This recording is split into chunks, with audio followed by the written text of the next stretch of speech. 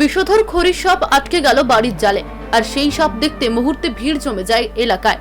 বাড়ির কর্তা বেগতিক দেখে খবর দিল বেলদা বন দপ্তরে। ঘটনাটি পশ্চিম মেদিনীপুরের বেলদা থানার গুড়দলা গ্রামে। পরে খবর পেয়ে বেলদা বন দপ্তরের কর্মীরা এসে সাপটিকে উদ্ধার করে নিয়ে যায়।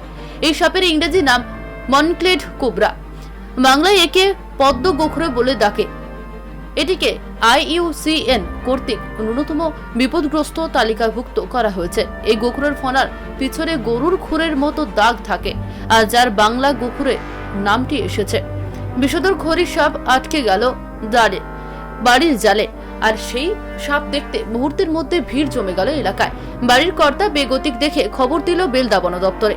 ঘটনাটি পশ্চিম মেদিনীপুরের বেলদা থানার গুড়দলা গ্রামে। পরে খবর পেয়ে বেলদা বন দপ্তরের কর্মীরা এসে সাপটিকে উদ্ধার করে নিয়ে যায়। এই সাপের ইংরেজি নাম মনক্লেড কোবরা, বাংলার একে পদ্ম গোখরে সাপ বলে। এটিকে IUCN কর্তৃক ন্যূনতম বিপদগ্রস্ত তালিকাভুক্ত করা হয়েছে। এই গোখরের ফনার পিছনে গরুর খুরের মতো দাগ থাকে, যার থেকে বাংলা গোখরু নামটি এসেছে।